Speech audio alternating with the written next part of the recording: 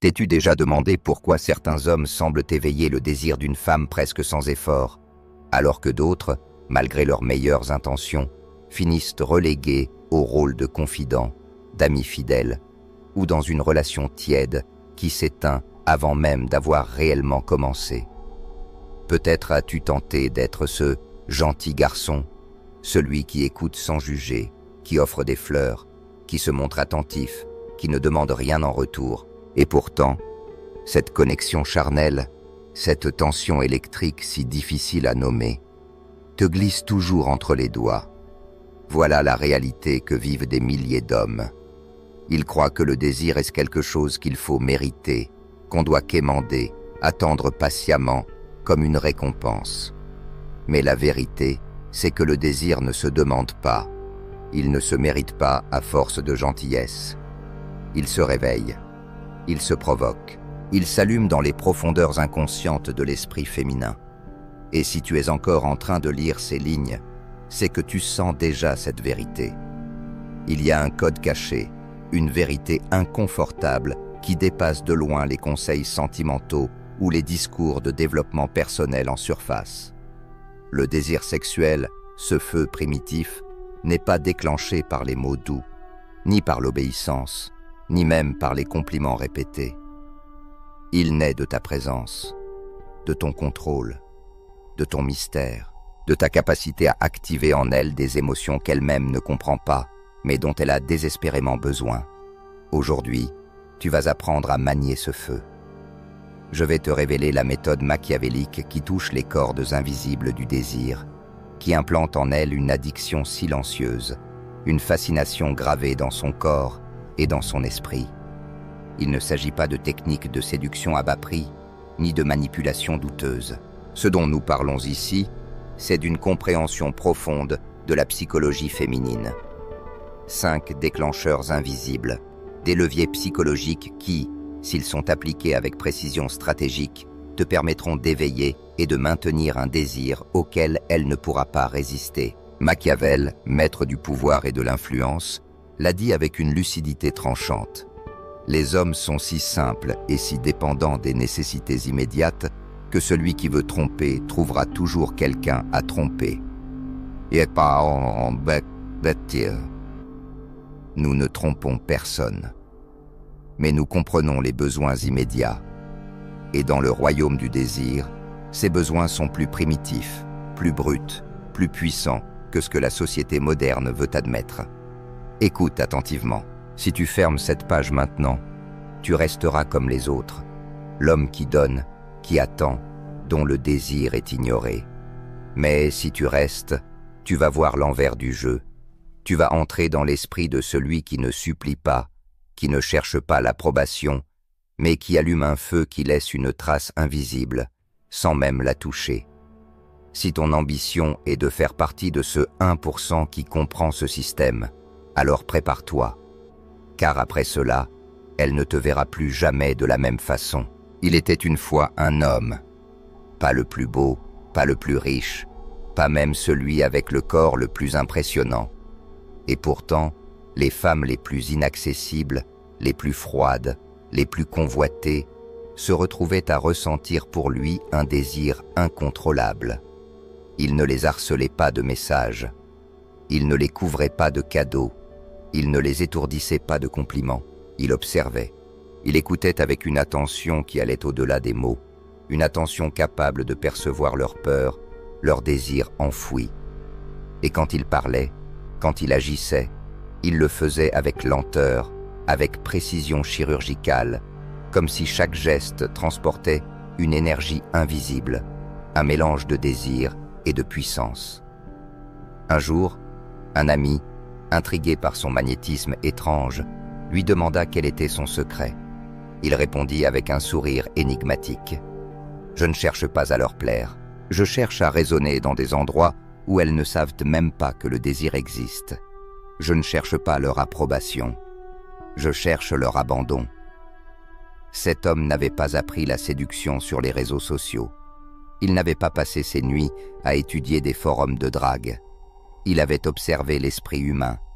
Il avait lu Machiavel, Carl Jung les grands maîtres de la stratégie et du comportement. Et il avait découvert ce que presque personne ne sait. Il existe des endroits dans le psychisme féminin qu'aucune main ne peut toucher, qu'aucune parole douce ne peut atteindre. Ces endroits sont activés par ta présence, par ton silence, par ton pouvoir émotionnel, par ta capacité à réveiller l'animal en elle. Et si tu apprends à voir ces endroits, à les sentir, à les utiliser comme un stratège, tu n'auras plus jamais besoin de supplier pour qu'on te désire. C'est elle qui cherchera ton contact. C'est elle qui voudra ta présence. C'est elle qui ne pourra plus t'oublier, même en essayant. Commençons par le socle fondamental. La première vérité que tu dois intégrer pour éveiller le désir est celle-ci. La prévisibilité tue la passion. Dans les profondeurs inconscientes, les femmes sont attirées par ce qu'elles ne peuvent pas entièrement décoder. La majorité des hommes commettent l'erreur fatale de devenir un livre ouvert dès les premiers instants. Ils dévoilent tout, leurs intérêts, leurs plans, leurs doutes, et ce faisant, ils deviennent prévisibles, et donc ennuyeux. Machiavel, expert dans l'art de la dissimulation, nous enseigne « Ne révèle jamais tes cartes trop tôt ». Dans le domaine du désir, cela ne signifie pas mentir. Cela signifie gérer l'information de façon stratégique. Ton erreur, c'est d'être un manuel, alors que tu devrais être un mystère. La solution machiavélique cultive une aura de mystère et une ambivalence calculée. Ne livre pas ta vie entière dès le premier rendez-vous ou dans les premières conversations. Laisse des zones d'ombre. Laisse-la se poser des questions. Laisse-la se demander « Que fait-il quand il n'est pas avec moi ? Que pense-t-il réellement ? Quels sont ses véritables désirs ?» Un homme toujours disponible, sans secret, trop lisible, devient comme un meuble dans une pièce, utile mais jamais excitant. L'ambivalence signifie que ton intérêt n'est pas une évidence absolue. Tu ne te livres pas entièrement dès le départ. Il y a un « oui », mais il est enveloppé d'une distance volontaire. Cela crée une tension, une incertitude émotionnelle qui devient le carburant du désir. Elle ne sait pas si tu es totalement investi, si elle est la seule, si tu as un monde intérieur auquel elle n'a pas encore accès. Et ce doute l'obsède. Il la pousse à vouloir te comprendre. Le désir ne naît pas du confort, il naît de la tension, de la chasse, de la quête de ce qui n'est pas encore acquis. Lorsqu'elle est au bord d'une émotion qu'elle ne comprend pas entièrement, c'est là que le désir commence à s'éveiller. Le deuxième pilier fondamental est ce que j'appelle l'autorité sexuelle silencieuse. Au plus profond de leur instinct, les femmes sont attirées par la force, la direction et la capacité à guider. Il ne s'agit pas ici d'agression ou de domination brutale, mais d'une présence calme, assurée, qui communique sans équivoque. Je sais ce que je veux. Je sais comment l'obtenir, dans la vie comme dans l'intimité. La plupart des hommes, dans leur volonté d'être respectueux, deviennent passifs, indécis.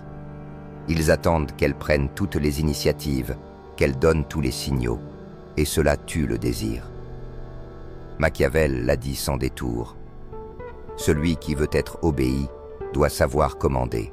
Dans le contexte du désir, cela signifie que tu dois savoir diriger l'interaction, orienter l'attention sexuelle, sans jamais avoir besoin de forcer quoi que ce soit.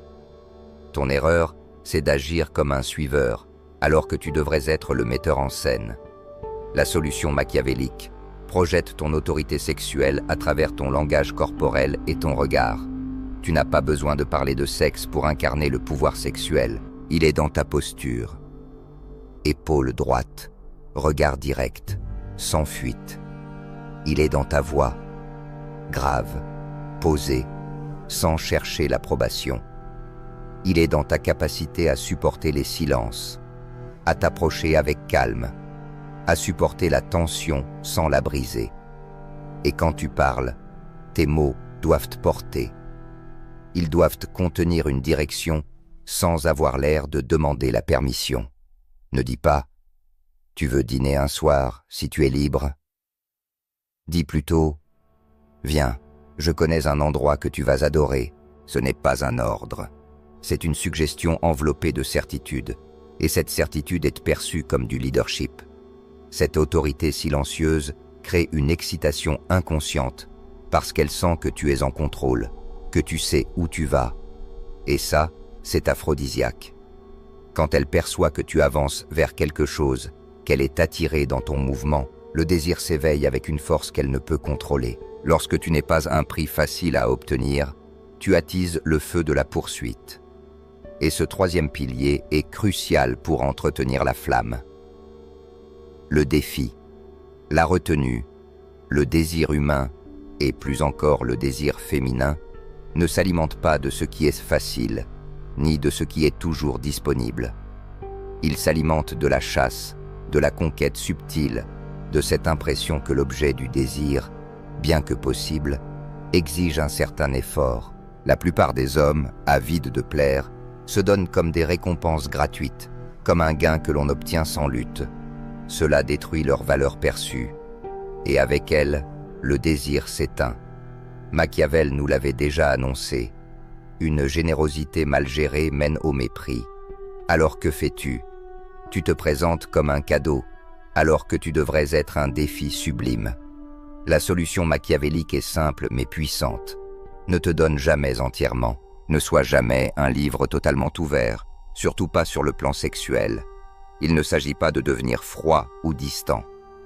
Il ne s'agit pas de jouer l'indifférence. Il s'agit de faire comprendre que ton désir n'est pas un buffet ouvert à n'importe qui. Il s'agit de lui faire sentir que ton attention sexuelle se mérite, qu'elle demande un investissement émotionnel, mental, énergétique. Ce n'est pas une question de la priver d'intimité, c'est une question de faire de cette intimité un sommet, le point culminant d'une tension qui s'est construite, pas une transaction automatique. Lorsqu'elle flirte, ne plonge pas immédiatement. Réponds avec intensité calibrée. Un regard, une phrase à double sens, quelque chose qui suggère plus que cela ne montre. Laisse le désir monter. Si elle cherche ton approbation, ne la lui donne pas tout de suite. Laisse-la la gagner par son implication, par son effort, parce que la retenue crée la tension. Et la tension, elle, est le terreau du vrai désir.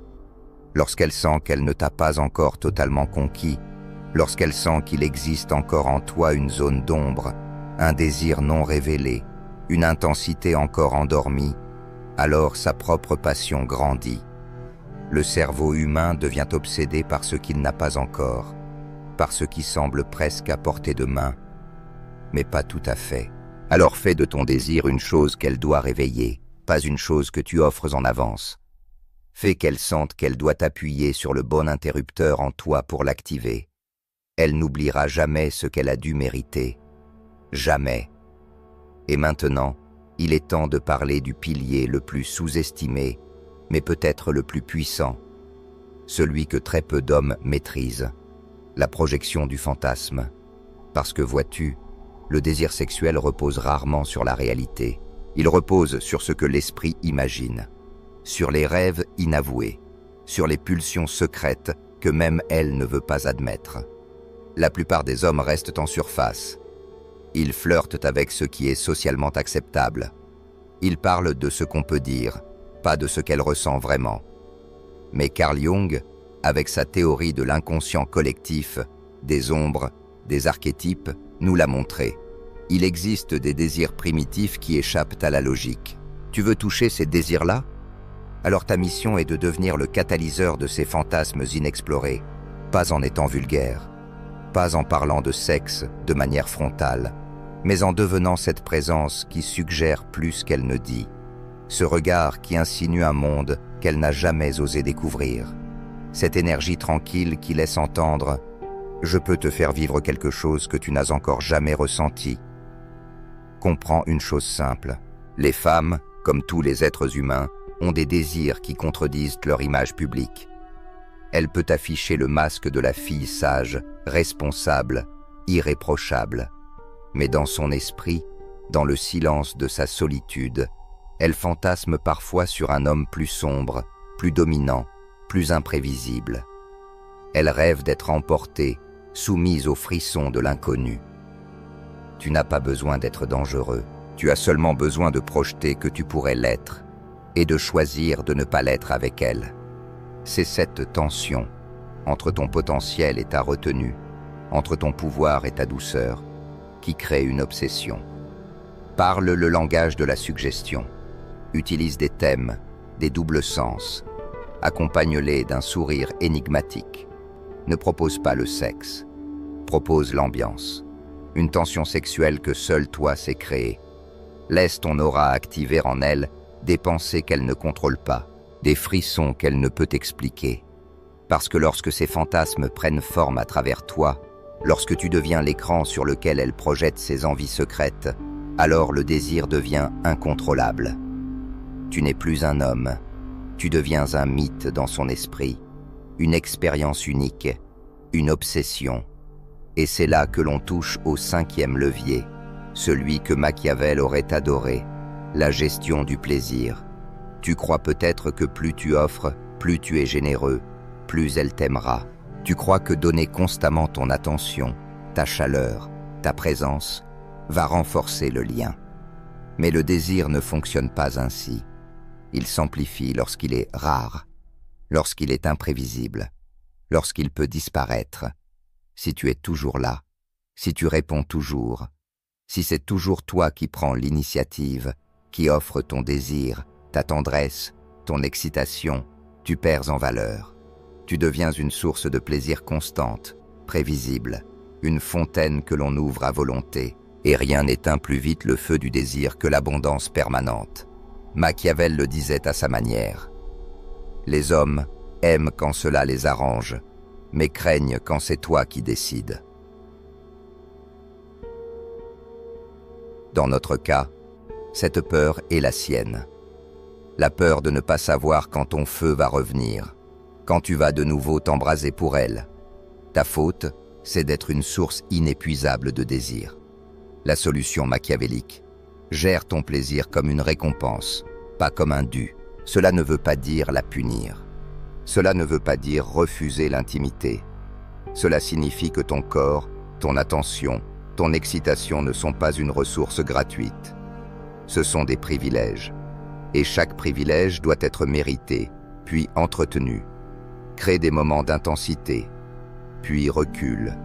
Laisse-la ressentir ton absence. Laisse-la désirer ton retour. Ne sois pas toujours celui qui envoie le message. Laisse-la te chercher. Laisse-la ressentir qu'elle doit maintenir ton attention, qu'elle doit te reconquérir. Parce que c'est dans cette rareté que se cache la magie. C'est quand ton feu devient incertain, quand elle ne sait pas si elle y aura encore accès, qu'elle commence à s'y accrocher.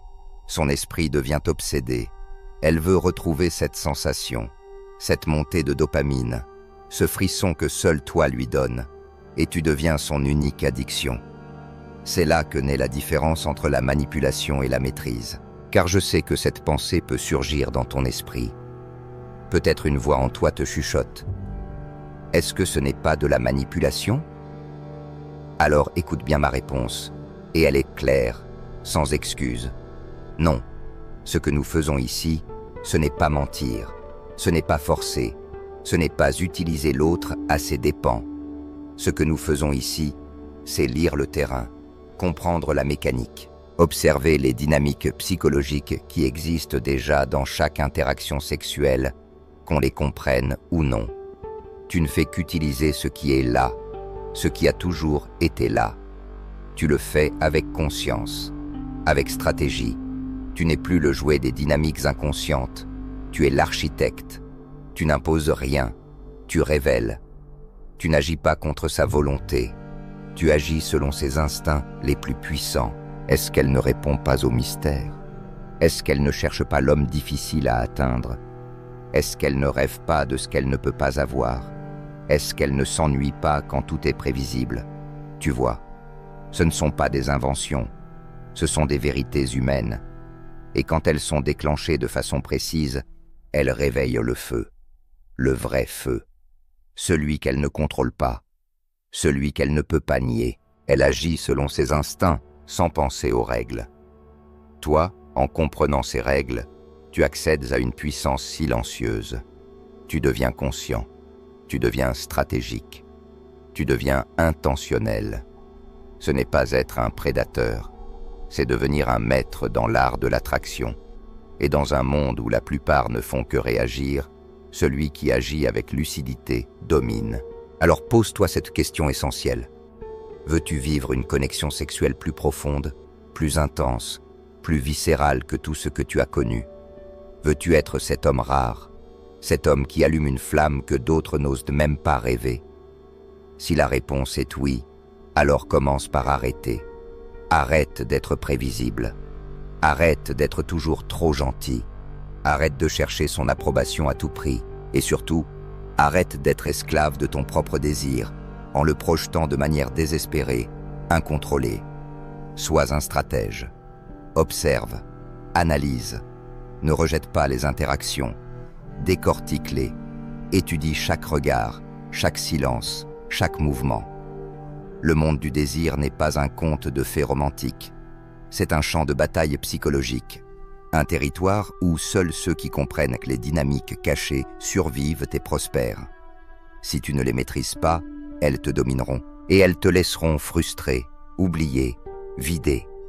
Parce que si tu ne comprends pas ce qui déclenche le désir, si tu n'intègres pas les mécanismes internes qui l'alimentent, tu ne seras pas guidé par la passion, mais écrasé par l'indifférence.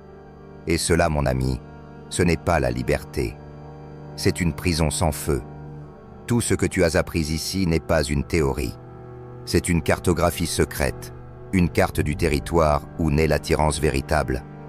Tu ne pourras plus dire que tu ne savais pas. Tu sais maintenant que le désir ne dépend pas de ce que tu offres matériellement, mais de ce que tu fais naître en elle. Tu n'as plus besoin de demander. Tu dois éveiller. Tu n'as plus besoin de convaincre. Tu dois ressentir, projeter, incarner. Sois l'homme qu'elle n'arrive pas à décoder. Sois celui qui la trouble sans la blesser. Celui qui l'excite sans la toucher. Celui qui ne dit pas tout, mais qui fait deviner. Celui qui n'a pas besoin de montrer sa force, mais dont la simple présence la fait frissonner. Celui qui sait quand il faut s'avancer, et surtout quand il faut se retirer pour mieux laisser le vide travailler. Parce que ce vide, ce manque, c'est lui qui devient magnétisme. Les femmes ne tombent pas amoureuses d'un homme qui se donne entièrement dès le départ.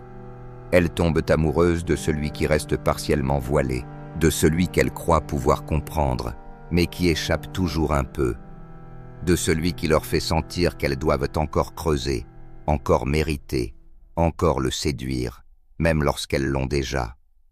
Ce jeu n'est pas cruel, il est vital, car ce n'est pas l'absence de tension qui crée la passion, c'est son maintien. Tu veux devenir cet homme? Alors sois l'artiste du désir, sois celui qui compose chaque moment avec maîtrise, qui peint l'ambiguïté avec élégance, qui insuffle du mystère dans chaque silence, qui laisse la trace d'une promesse dans chaque regard. Le désir ne se crie pas, il se suggère, il s'écrit entre les lignes, dans les gestes, dans les silences bien placés. Il est dans le contrôle que tu as sur toi-même, dans ton calme, dans ton ancrage, dans ton absence de besoin, parce que c'est là que réside ton pouvoir ultime. Tu n'as pas besoin d'elle, et pourtant, elle te désire. Tu es libre, et c'est cette liberté qu'elle veut capturer. Elle ressent que tu ne demandes pas, tu offres, tu ne t'imposes pas, tu attires, tu ne supplies pas, tu émanes. Elle sent que tu n'es pas dans la quête d'un vide à remplir, mais dans la pleine conscience d'un feu que tu peux accorder ou retenir. Rappelle-toi, dans le jeu du désir, ce n'est pas celui qui ressent le plus qui gagne, c'est celui qui sait manier les émotions, celui qui sait les provoquer, les amplifier, les suspendre. Tu n'es pas là pour recevoir, tu es là pour créer. Tu n'es pas là pour suivre le scénario qu'on t'a appris, tu es là pour écrire le tien.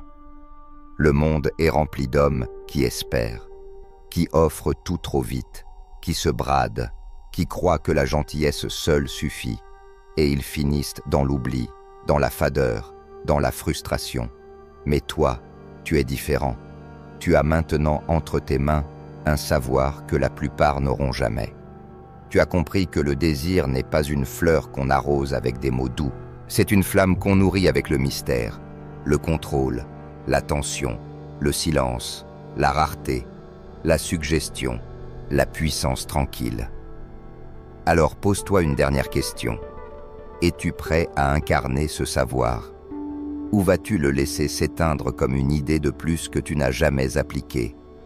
Parce que si tu le mets en pratique, si tu intègres ces principes comme un art de vivre, comme une posture, comme une manière d'être, alors tu n'auras plus jamais à courir après le désir. Ce sera lui qui viendra à toi. Ce sera elle qui pensera à toi au milieu de la nuit, qui te cherchera dans les regards des autres, qui te regrettera dans les bras d'un autre, parce que tu seras devenu inoubliable. Tu seras devenu ce que les autres hommes ne savent même pas nommer, et dans le silence de son cœur, tu seras celui qu'elle ne pourra jamais effacer.